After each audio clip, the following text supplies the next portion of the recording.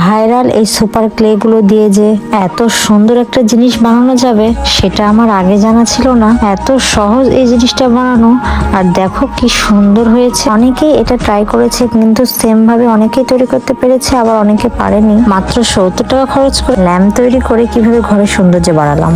আসসালামু আলাইকুম, সবাই কেমন আছে? এই সুপার ক্লের প্যাকেটের দাম 70 থেকে 60 টাকা। এই কালারফুল ক্লে গুলো দিয়ে যা ইচ্ছা তাই বানানো যায়, সেই জন্য আমার অনেক ভালো লাগে এই জিনিসগুলো নিয়ে খেলতে। আর আমার মেয়ে, আমার কাজিন, আমার ভাই তো আরো বেশি পছন্দ করে, কারণ ওরা আমার থেকে আরো অনেক ছোট।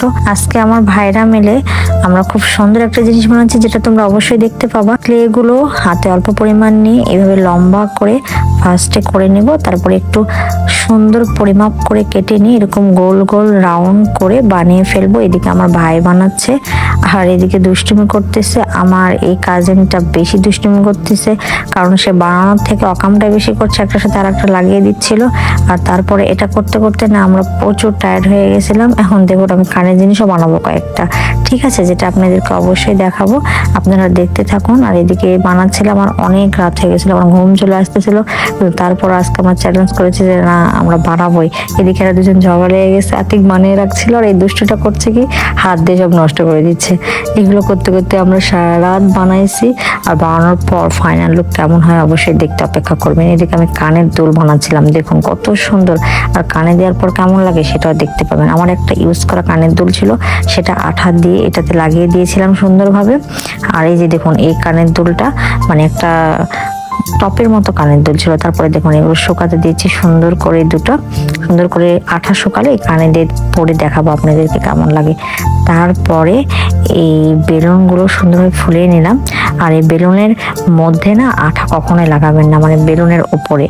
এক কাজ করবেন কি, এই যে ক্লেগুলো আছে না, ক্লেগুলোর সাইড দিয়ে আঠা লাগিয়ে লাগে তার সাথে একটার পর একটা লাগাবেন, তাহলে সুন্দরভাবে পারফেক্ট ভাবে এই জিনিসটা হবে। অনেকেই করতে পারছেন ঠিকঠাক, অনেকে করতে পারেনি, যার জন্য বলে দিলাম। পুরো একটা রাত রেখে দিবেন, তাহলে সুন্দরভাবে শুকালে আস্তে আস্তে করে এই বেলুনটা কিন্তু ফুটো করে অল্প অল্প করে বাতাস বের করে দিতে হবে।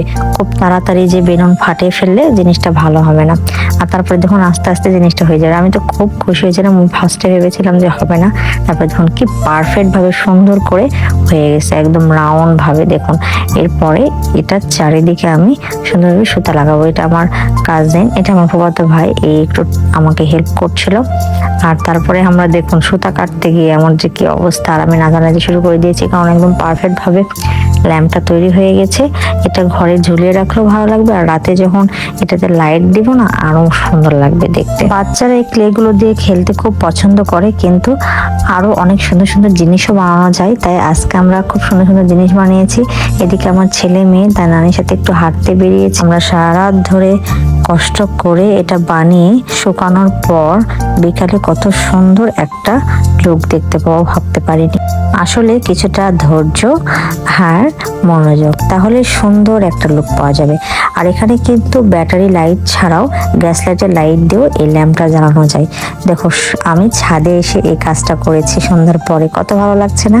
রুমে এসে সুন্দরভাবে এটা উপর করে দিয়েছি, আরো ভালো লাগছিল। তারপরে আমি কানের টপ বানিয়েছিলাম, এটা ইউজ করা কানের দুলের সাথে লাগিয়ে, দেখো কত ভালো লাগছে।